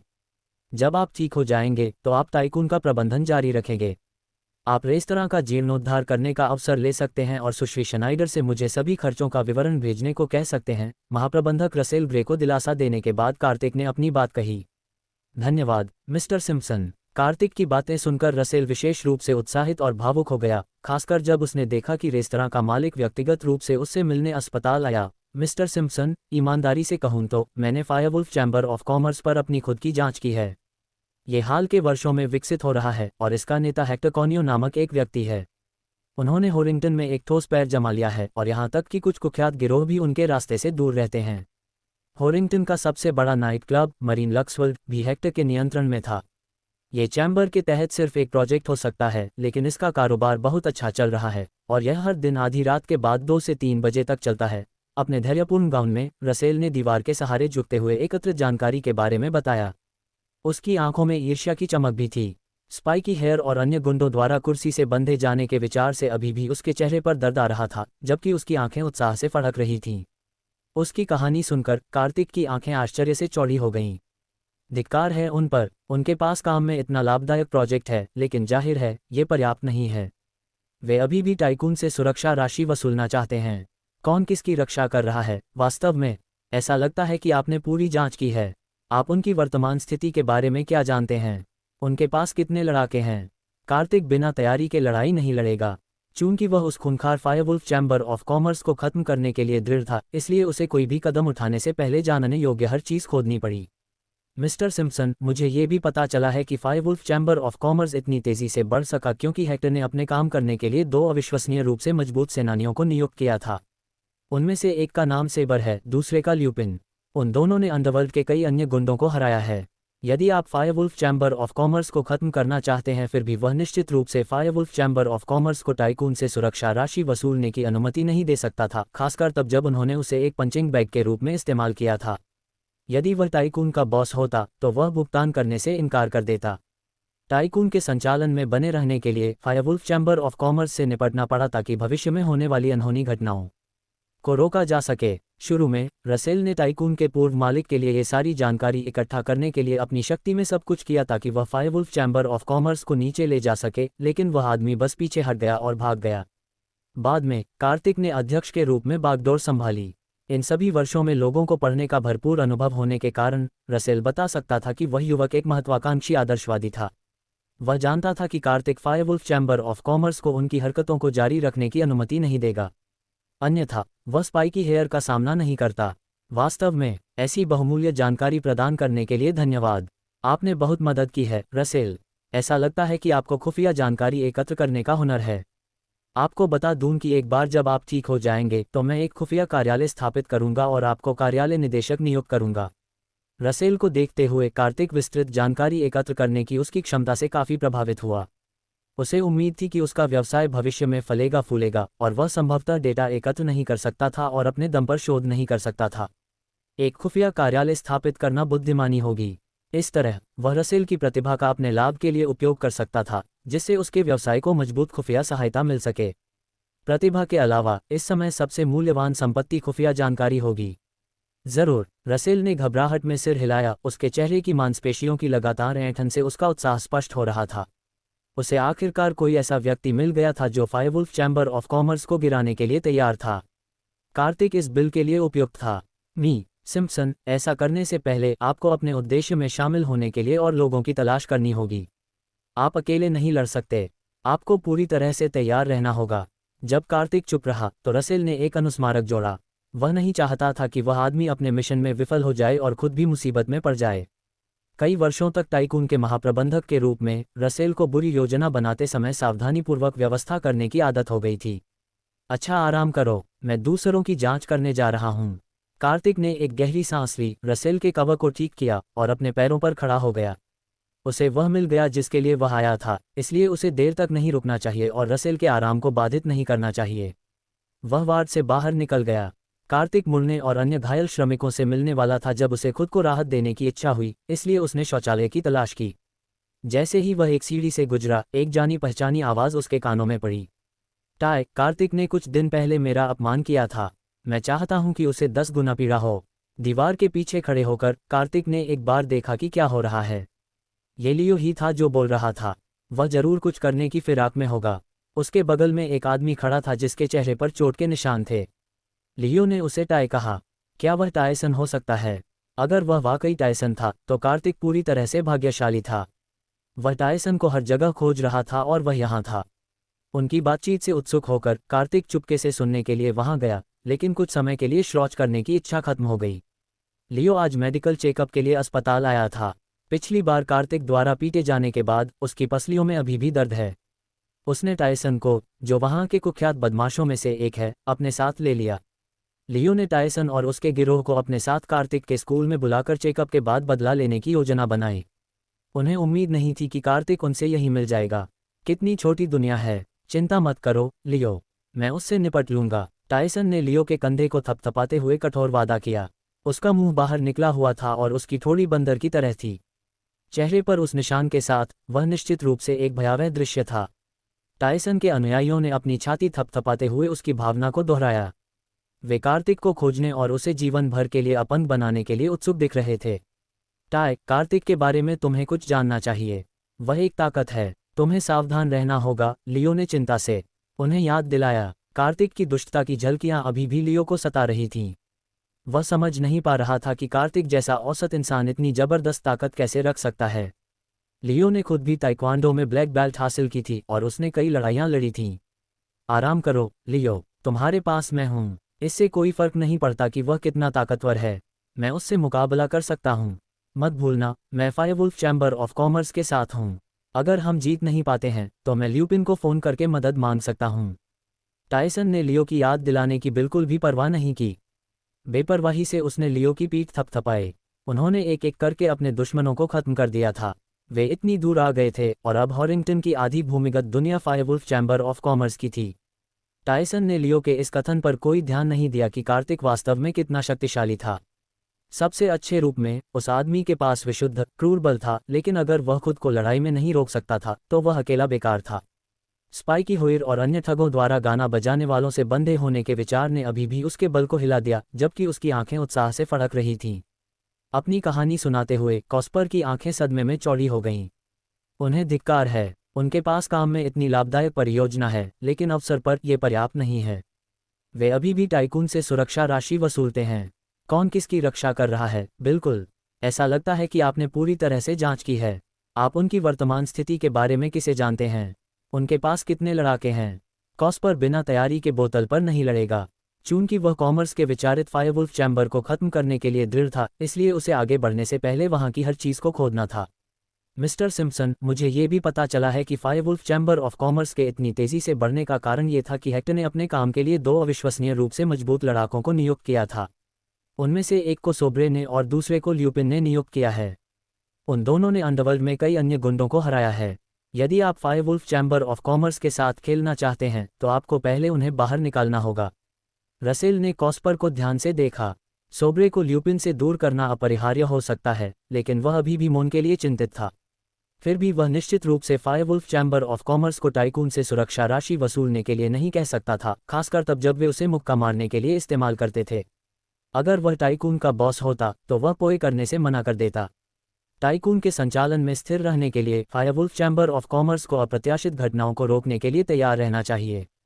शुरू में रसेल ने टाइकून के पूर्व मालिक के लिए ये सारी जानकारी इकट्ठा करने के लिए अपनी शक्ति में सब कुछ किया ताकि वह फायरवुल्फ चैम्बर ऑफ कॉमर्स को नीचे गिरा सके, लेकिन उसने सोचा कि वह बस काम बंद कर देगा और भाग जाएगा। इसके बाद कॉस्पर ने चर्च की बागडोर संभाली। इन वर्षों में लोगों को पढ़ने का भरपूर अनुभव होने के कारण रसेल बता सकता था कि युवा सोम एक महत्वाकांक्षी विचारधारा वाला व्यक्ति था। वह जानता था कि कॉस्पर फायरवुल्फ चैम्बर ऑफ कॉमर्स को अपनी हरकतें जारी रखने नहीं देगा, अन्यथा वह स्पाइकी होयर का सामना नहीं कर पाता। वास्तव में इतनी विस्तृत जानकारी देने के लिए धन्यवाद। आपने बहुत मदद की है, रसेल। लगता है कि आपको खुफिया जानकारी इकट्ठा करने के लिए दस्तक देनी चाहिए। आपको बता दूं, एक बार जब आप ठीक हो जाएंगे तो मैं एक खुफिया कार्यालय स्थापित करूंगा और आपको अपना कार्यालय निदेशक नियुक्त करूंगा। रसेल को देखते हुए कॉस्पर विस्तृत जानकारी इकट्ठा करने की उनकी क्षमता से काफी प्रभावित हुआ। उसे उम्मीद थी कि भविष्य में उसका व्यवसाय फलेगा फूलेगा, लेकिन वह संभवतः जानकारी एकत्र नहीं कर सकता था और खुद ही शोध नहीं कर सकता था। एक खुफिया कार्यालय स्थापित करना बुद्धिमानी होगी, सोचा वह। रसेल की क्षमताओं का उपयोग अपने व्यवसाय को मजबूत खुफिया सहायता प्रदान करने के लिए कर सकता है। दूसरी ओर, इस समय सबसे अधिक गतिशील चीज खुफिया जानकारी होगी। जरूर, रसेल ने सिर हिलाया। उसकी उत्तेजना का अंदाज उसके केंद्र की मांसपेशियों की लगातार हरकत से स्पष्ट था। उसे आखिरकार कोई ऐसा व्यक्ति मिल गया जो फायरवुल्फ चैम्बर ऑफ कॉमर्स को गिराने के लिए तैयार था। कॉस्पर इसके लिए उपयुक्त था। मिस्टर सिम्पसन, ऐसा करने से पहले आपको अपने साथ जुड़ने के लिए और लोगों की तलाश करनी होगी। आप अकेले नहीं लड़ सकते, आपको पूरी तरह से तैयार रहना होगा। जब कॉस्पर चुप रहा तो रसेल ने उसे याद दिलाया, वह अपने मिशन को विफल करने और खुद को भी मुसीबत में डालने के लिए पैसे नहीं चाहता था। कई सालों तक टाइकून के जनरल मोनोगर के रूप में रसेल को बुरे के लिए योजना बनाते हुए कोर ऑर्डिनेंस को धूम्रपान करने का शौक हो गया था। अच्छा, आराम करो, मैं दूसरों की जांच करने जा रहा हूं। कॉस्पर ने गहरी सांस ली, रसेल के कवर को ठीक किया और अपने पैरों पर खड़ा हो गया। उसे वह मिल गया जिसके लिए वह आया था, इसलिए उसे रसेल के आराम को बाधित करने के लिए देर नहीं करनी चाहिए थी। वह कमरे से बाहर निकल गया। कॉस्पर दूसरे घायल कर्मचारियों से मिलने के लिए मुड़ने ही वाला था कि उसे शौच की इच्छा हुई, इसलिए वह शौचालय की तलाश में निकल पड़ा। जैसे ही वह सो रहा था, एक अजीब सी आवाज उसके कानों में गूंजी। टाई, कॉस्पर ने कुछ दिन पहले मेरा अपमान किया। मैं चाहता हूं कि उसे 10 गुना ज्यादा सजा मिले। वॉल के पीछे खड़े होकर कॉस्पर ने झांक कर देखा कि कौन कूद रहा है। ये लियो ही था जिसने बात की। वह जरूर कुछ करने की योजना बना रहा होगा। उसके बगल में एक घायल सेना के साथ एक आदमी था। लियो ने उसे टाई कहा। क्या वह टायसन हो सकता है? अगर वह सच में वही था तो कॉस्पर पूरी तरह से भाग्यशाली था। वह टायसन के लिए ऊपर नीचे खोज रहा था और यहाँ वह था। उनकी बातचीत से उत्सुक होकर कॉस्पर चुपके से उनकी बातें सुनने के लिए वहां गया, लेकिन कुछ समय के लिए शौच करने की इच्छा समाप्त हो गई। लियो को आज मेडिकल चेकअप के लिए अस्पताल जाना था। कॉस्पर द्वारा पीटे जाने के बाद समय बर्बाद हो गया। उसकी पसलियां अभी भी दर्द कर रही थीं। उसने टायसन को बुलाया, जो वहां के एक कुख्यात ठग था जो उसके साथ था। लियो ने टायसन को अपने साथ लेकर कॉस्पर के स्कूल जाने की योजना बनाई ताकि चेकअप के बाद बदला लिया जा सके। उन्हें उम्मीद नहीं थी कि कॉस्पर उनसे यहीं मिल जाएगा। छोटी सी दुनिया कौन है? चिंता मत करो लियो, मैं उसके साथ खेलूंगा। टायसन ने कड़ा वादा किया और लियो के कंधे पर हाथ रखा।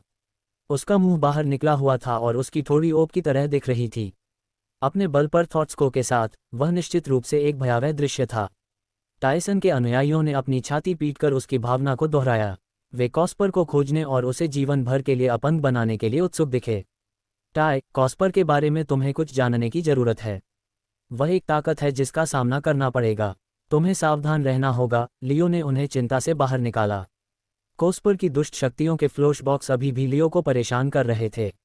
वह समझ नहीं पा रहा था कि कोस्पर जैसे एक से अधिक मनुष्यों में इतनी जबरदस्त ताकत कैसे हो सकती है। लियो ने खुद भी टोक्वांडो में ब्लॉक बेल्ट रखा था और वह मुकाबलों में आगे था। आराम करो, लियो, तुम मुझे पकड़ो, इससे कोई फर्क नहीं पड़ता कि वह कितना मजबूत है, मैं उसे हरा सकता हूँ। मत भूलना, मैं फायरवुल्फ चैम्बर ऑफ कॉमर्स के साथ हूँ। अगर हम नहीं जीतते हैं तो मैं ल्यूपिन को बुला सकता हूँ और उसके लिए प्रार्थना कर सकता हूँ। टायसन ने लियो की याद दिलाने की पूरी तरह से अवहेलना की। बेपरवाह होकर उसने लियो को बॉक पर पटक दिया। उन्होंने एक एक करके अपने दुश्मनों को छांट दिया। वे इतने आगे बढ़ गए और अब हॉरिंगटन की आधी भूमिगत दुनिया फायरवुल्फ चैम्बर ऑफ कॉमर्स की थी। टायसन ने लियो के इस कथन पर कोई ध्यान नहीं दिया कि कॉस्पर ऑक्टुली कितना शक्तिशाली था। सबसे अच्छी बात यह थी कि कॉस्पर के पास विशुद्ध क्रूर बल था, लेकिन उसने सोचा कि अगर वह खुद को लड़ाई में नहीं रोक सकता तो वह बेकार है। उसने ऐसे कई मामले देखे थे।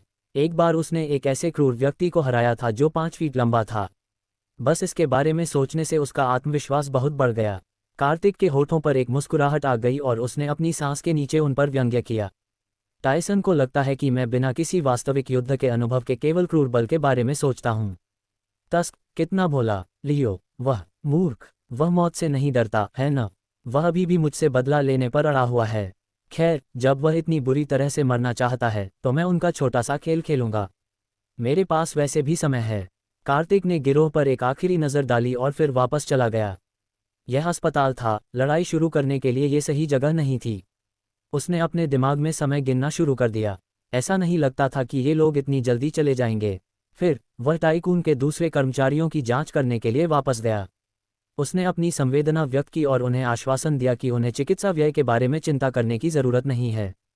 घायल कर्मचारियों ने कृतज्ञता से उसकी ओर देखा। उन्हें सहज करने के लिए बस कुछ सरल शब्द ही काफ़ी थे। एलेना, उसकी सचिव, उसे देखते ही उसकी आंखों में एक अजीब सी चमक थी। वह निश्चित रूप से प्रभावित हुई। पहली बार जब वह कार्तिक से मिली तो उसने सोचा कि वह एक विश्वविद्यालय का छात्र है जिसे वास्तविक दुनिया का कोई अनुभव नहीं है। वह संभवतः अपने कर्मचारियों को जीत नहीं सकता और उन्हें स्वेच्छा से अपनी सेवा में नहीं लगा सकता। जाहिर है, उसने उसकी उम्मीदों से बढ़कर काम किया। उसने सोचा कि इसमें कुछ गड़बड़ है। उसके सामने खड़ा युवक अपनी उम्र के हिसाब से बहुत परिपक्व और परिष्कृत लग रहा था। बेशक, कार्तिक एलेना के दिमाग में चल रहे अजीब विचारों के बारे में कुछ नहीं जानता था। वह उसकी ओर मुड़ा और बोला, सुश्री शनाइडर, मैं अब वापस जा रहा हूँ। आप मेरे लिए सूची कब तैयार कर सकती हैं? ये कहते हुए एलेना जल्दी से अपने होश में आ गई। मी सिम्पसन, मैं इसे जल्द ही पूरा कर दूंगी, उसने जवाब दिया। उसका चेहरा लाल हो गया। अच्छा, ओह, वैसे मुझे पूरे होटल लॉबी के जीर्णोद्धार के लिए वस्तुओं की एक सूची चाहिए। कृपया हर एक पर्यावरण के अनुकूल सामग्री और पेशेवर डिजाइनरों को उनके डिज़ाइन पेश करने के लिए बुलाएं। हम काम शुरू करने से पहले मैं ड्राफ्ट की समीक्षा करना चाहता हूँ। इस तथ्य को नज़रअंदाज करते हुए कि एलेना ध्यान भटका रही थी, कार्तिक ने अपने सभी विचार उसे बता दिए। वैसे भी कार्यकारी सचिव के रूप में वे सभी उसके काम का हिस्सा थे। एक देवदूत जैसा चेहरा और सेक्सी फिगर वाली महिला, यह उसका वर्णन बिल्कुल सटीक था। कार्तिक समय समय पर उसके भ्रमित रूप को देखकर अपनी आंखों में चमक महसूस कर सकता था। उसकी सुंदरता गिजेल से तुलना करने योग्य थी और उसने हल्का मेकअप भी किया था। अगर उसने उसे अच्छी तरह से नहीं देखा होता तो कार्तिक को यह पता नहीं चलता कि एलेना भी काफ़ी आकर्षक है। वह व्यावहारिक रूप से उसकी सांस रोक सकती थी। टाइकून का अधिग्रहण व्यर्थ नहीं गया था। कार्तिक और एलेना खाली लिफ्ट में प्रवेश करते हैं। वह एलेना के सुडौल शरीर और सुडौल शरीर की प्रशंसा करता है जब वह चलती है। वह इस बात से इनकार नहीं कर सकता था कि उसकी पीठ की ढलान वास्तव में आकर्षक थी। उसकी आंखें चमक उठीं और अनजाने में उसने कहा, ओह 34D। लिफ्ट में केवल वे ही थे। उसे चिंता नहीं थी कि चीजें बदसूरत हो जाएंगी। माफ करना, एलेना ने कहा, ये सोचकर कि क्या उसने उसे गलत सुना है। उसने सोचा था कि उसका नया नियोक्ता इतना युवा होने के नाते महिलाओं के मामले में काफ़ी अनुभवहीन होना चाहिए। क्या ये हो सकता है कि वह स्कट चेज़र है? ओह, कुछ भी नहीं, बिल्कुल भी नहीं, कार्तिक ने हाथ हिलाकर कहा। वह निश्चित रूप से एलेना को यह आभास नहीं देना चाहता था कि वह गलत बोलने के बाद एक विकृत व्यक्ति है। चाहे अस्पताल में हो या रेस्तरां में, कार्तिक देख सकता था कि एलेना अपने सचिवीय कर्तव्यों को बहुत अच्छी तरह से निभाती है। वह अपने काम को व्यवस्थित तरीके से संभालने में सक्षम थी। वे लिफ्ट से बाहर निकले। एलेना टाइकून के पास स्थित अपने निवास पर लौट रही थी, जबकि कार्तिक अपने स्कूल वापस जा रहा था। इसलिए वे एक साथ अस्पताल की इमारत से बाहर चले गए। जब वे अस्पताल और मुख्य सड़क को जोड़ने वाले जंक्शन पर पहुंचे तो लियो और उसका गिरोह बस मुड़ गया। कार्तिक शुरू में उनसे आगे निकलना चाहता था, वह उन्हें किसी और समय दंडित कर सकता था। लियो के हाथ में एक मेडिकल रिपोर्ट थी जबकि वह और टायसन बातें कर रहे थे। तभी उसकी नज़र एलेना पर पड़ी और बहुत जल्दी उसकी नज़र कार्तिक पर पड़ी जो उसके ठीक बगल में था। ऐसा इसलिए था क्योंकि दोनों एक दूसरे के बगल में खड़े थे, इसलिए लियो एक को पहचाने बिना दूसरे को नोटिस नहीं कर सकता था। उसने दोबारा देखा कार्तिक। लियो गुस्से से भर गया जब वह अपने दुश्मन से मिला। उसके भीतर उबल रही नफरत तुरंत ऊपर की ओर बढ़ गई। कार्तिक की ओर इशारा करते हुए उसने टायसन को धक्का दिया जो उसके बगल में था। वह है, वह कार्तिक है। कार्तिक ने हल्के से अपना सिर हिलाया और आह भरी। वह नहीं चाहता था कि लियो उसे पहचाने। खेल खत्म हो गया था। कार्तिक गुस्से में लियो का सामना करने के लिए घूमा। उसने उपहास किया, ठीक है, अगर यह बंदर नहीं है जो अपनी भलाई के लिए बहुत चालाक है। वाह, मुझे आश्चर्य है कि तुम यहाँ क्या कर रहे हो। शायद अस्पताल के लिए आय पैदा कर रहे हो। लियो, जो पहले से ही पागल हो रहा था, लियो ने मुंह बनाया और कार्तिक की ओर बढ़ा। उसके पीछे टायसन और उसका गिरोह था। वे स्पष्ट रूप से कुछ गलत करने की फिराक में थे। उनके भयंकर रूप और भयावह गुर्राहटें सब कुछ बता रही थीं। कौन है वे? एलेना ने अचानक कहा। जब उसे एहसास हुआ कि वह गिरोह की लड़ाई में फंस गई है तो वह लगभग डर गई। आखिरकार वह सिर्फ एक महिला थी। उस एक बार को छोड़कर जब टाइकून पर गुंडों ने हमला किया था उसने कभी इतने सारे गुंडों को एक ही जगह पर नहीं देखा था। कार्तिक ने डर का कोई संकेत नहीं दिखाया। उसने एलेना की ओर देखा। बस एक चालाक व्यक्ति जिससे मैं उस दिन टकरा गया था, उसे सबक सिखाया और अब वह अपने आदमियों को यहाँ लेकर आया है ताकि हिसाब बराबर कर सके, कार्तिक ने उसे संक्षेप में समझाया। उसके बाद उसने एलेना से मुंह मोड़ लिया और अपनी नज़र लियो और टायसन के बाकी गुंडों पर टिका दी।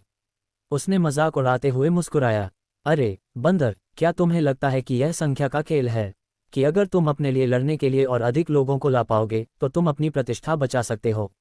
लियो का शरीर बहुत मजबूत था, इसलिए एक ही व्यक्ति द्वारा बार बार बंदर कहलाना अपमान से कम नहीं था। वह गुस्से से पागल होने के करीब था। शारीरिक रूप से वह कार्तिक से बहुत मजबूत था। जाहिर है कि कार्तिक यहाँ दुबला पतला था। उसके जैसे लोगों द्वारा बंदर कहलाना बहुत अपमानजनक था। जैसे ही वह कार्तिक के पास पहुंचा, लियो की नज़रें एलेना पर चली गईं और एक पल के लिए उसकी नज़रें उससे हटने से इनकार कर गईं। शुक्र है, टायसन को एहसास हुआ कि क्या हो रहा है और उसने अपने भाई को एक जोरदार लात मारी। तभी लियो को होश आया। ये बेवकूफ़ जब भी किसी खूबसूरत महिला को देखता है तो अपना सारा सामान्य ज्ञान खो देता है और भूल जाता है कि वह क्या कर रहा है। हर बार ऐसा होता है। अपनी स्तब्धता से उबरने के बाद लियो ने कार्तिक की ओर मुड़ने से पहले एलेना को लालच से देखा। उसे भड़काने के इरादे से लियो ने एक चुनौती दी। तुम्हें क्या बताऊं कार्तिक, तुम लिलियन को पा सकते हो। मुझे अब उसमें कोई दिलचस्पी नहीं है, लेकिन दूसरी ओर ये लड़की बहुत अच्छी है, मुझे वह पसंद है। कार्तिक के होठों पर ठंडी हंसी उभर आई। तो तुम मुझे सबके सामने बेइज्जत करना चाहते थे, है न? अस्पताल के पास से बहुत से लोग गुजर रहे थे। अगर यहाँ कुछ भी हुआ तो देखने वालों की भीड़ लगना तय था। लोग उत्सुक थे और जो भी हंगामा हो रहा था उसमें अपनी नाक घुसाना चाहते थे। वे वैसे भी स्वतंत्र थे, इसलिए कुछ मनोरंजन की तलाश कर सकते थे। एलेना के चेहरे पर ठंडक आ गई। उसने भौहें सिकुड़ी और लियो से कहा, अपनी भाषा पर ध्यान दो। कोई बात नहीं, चूंकि तुम उसकी लड़की नहीं हो इसलिए तुम मेरी हो सकती हो। मैं वादा करता हूं कि मैं तुम्हारे साथ उससे बेहतर व्यवहार करूंगा। लियो ने हंसी उड़ाई। वह कार्तिक की ओर मुड़ा।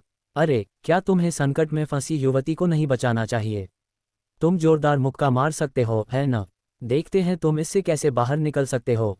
मैं तुम्हें बता रहा हूं, तुम एक कूड़े के टुकड़े के अलावा कुछ नहीं हो जो कैफेटेरिया से बचा हुआ खाना इकट्ठा करता है। लियो ने गहरी सांस ली। कार्तिक को पूरी तरह से तिरस्कार से देखते हुए उसने अपमान की बौछार कर दी। उसने कार्तिक की पृष्ठभूमि की जांच करने के लिए बहुत प्रयास किए थे। वह आखिरकार कार्तिक के विश्वविद्यालय के रिकॉर्ड और उस आदमी द्वारा किए गए अन्य सभी कामों को हासिल करने में कामयाब रहा। उसकी कड़ी मेहनत ने उसे एक बड़ा आत्मविश्वास दिया। लेकिन लियो अभी भी कार्तिक के अविश्वसनीय लड़ाई कौशल से सावधान था, इसलिए उसने बैकअप के रूप में टायसन को साथ लाया था। और टायसन मदद करने के लिए तैयार था। वह कार्तिक को कम महत्व का आदमी मानता था। लड़ाई तो लड़ाई ही होती है और उसे यकीन था कि यह लड़ाई महत्वहीन होगी। एलेना को यह पसंद नहीं आया कि लियो उसके बॉस के बारे में कैसे बात करता है। उसका मानना था कि लियो कार्तिक को अपमानित कर रहा था। अगर कार्तिक कोई नहीं होता तो उसके पास टाइकून के 60% शेयर खरीदने और इस तरह सबसे बड़ा शेयरधारक बनने की वित्तीय क्षमता नहीं होती। तुम मिस्टर सिम्पसन का अपमान करने की हिम्मत मत करना। जब कार्तिक ने खुद ऐसा करने की जहमत नहीं उठाई तो एलेना ने उसका बचाव किया। उसने अपराधी को तीखी नज़र से देखा। वह अपने ऊपर फेंके गए अपमान को स्वीकार कर सकती थी, लेकिन जब उसका बॉस बदनामी का निशाना बन रहा था तो वह चुप नहीं रह सकती थी। बॉस के प्रति अपमान का मतलब अप्रत्यक्ष रूप से मेरी नौकरी और मेरे व्यक्तिगत मूल्यों का अपमान है। कार्तिक ने आश्चर्य से एलेना की ओर देखा। उसका सुंदर चेहरा बर्फ की तरह ठंडा था। वाह, वह गुस्से में भी बहुत अच्छी लगती है। ये तब था जब एलेना, जिसने अभी अभी बोलना समाप्त किया था, को आखिरकार एहसास हुआ कि वे बहुत बुरी स्थिति में थे, शायद एक खतरनाक स्थिति में भी। सहज रूप से वह कार्तिक के करीब चली गई। उसका दाहिना हाथ उसके बाएं हाथ को पकड़ रहा था, मानो ऐसा करने से उसे सुरक्षा का एहसास होगा। हालांकि उसके सामने गुंडों की संख्या की तुलना में कार्तिक बहुत कमजोर लग रहा था। वह ऐसा नहीं लग रहा था कि वह उन सभी से लड़ सकता है। अचानक कार्तिक ने महसूस किया कि एलेना के ठंडे हाथ उसके एक हाथ से चिपके हुए हैं। उसके नाजुक स्पर्श ने उसे कुछ पल के लिए ध्यान भटका दिया, लेकिन उसने खुद को नियंत्रित किया और उसे अपने पीछे छिपने दिया, खुद को ढाल की तरह इस्तेमाल किया। चलो सुंदर महिला, वे तुम्हारी सराहना नहीं करेंगे। तुम मेरे साथ क्यों नहीं चलती? चिंता मत करो, मैं तुम्हें एक अच्छा समय दूंगा, टायसन ने व्यंग्य किया। तुम क्या योजना बना रहे हो? कार्तिक ने अपनी ठंडी निगाहों से उन पर नजर डाली। उसका लहजा विशेष रूप से सख्त था। तुम क्यों जानना चाहते हो? अगर तुम्हें पता है कि तुम्हारे लिए सबसे अच्छा क्या है तो एक तरफ हट जाओ। टायसन ने कार्तिक को खंजर से घूरा, जैसे कोई जहरीला सांप हमला करने के लिए तैयार हो। उसने अपनी मुट्ठी उठाई और सीधे कार्तिक के चेहरे पर निशाना साधा। इस मुट्ठी में असाधारण रूप से शक्तिशाली मुक्का था। अगर कार्तिक को यह मुक्का लगता तो यह उसके सुंदर चेहरे को पूरी तरह से खराब कर देता, जिससे खूनी गंदगी हो जाती। उसे चोट मत पहुंचाओ, एलेना ने किसी तरह हिम्मत जुटाकर पूरी ताकत से चिल्लाने की कोशिश की। टायसन की मुट्ठी कार्तिक के चेहरे से बस कुछ इंच की दूरी पर थी, लेकिन मुक्का जमीन पर नहीं लगा। ठीक उसी समय कार्तिक ने सबसे मुश्किल कोण पर किक मारकर अपना अद्भुत कौशल दिखाया। वह टायसन की टांगों के बीच में वार करने में कामयाब रहा। टायसन के जमीन पर गिरते ही एक भयानक चीख निकली। भयंकर दर्द से पीड़ित, वह महसूस कर सकता था कि उसका पूरा शरीर लगातार हिल रहा है। उसने पहले कभी इतनी जल्दी और पूरी तरह से हार नहीं झेली थी। ओह, ये पीड़ा, ये सब इतनी तेजी से हुआ कि अर्जुन के सदस्य मुश्किल से समय पर प्रतिक्रिया कर पाए। कार्तिक नाम का यह आदमी निश्चित रूप से एक साहसी व्यक्ति था। उसने पहले से ही एक हमला किया था और एक ही झटके में टायसन को मार गिराया। सुश्री शनाइडर, मेरे पीछे खड़ी हो जाओ और अपनी आंखें बंद करो। कार्तिक एलेना को निर्देश देने के लिए मुड़ा। उसके चेहरे पर एक शानदार मुस्कान चमक उठी। मेरे दोस्तों को सुनने के लिए धन्यवाद।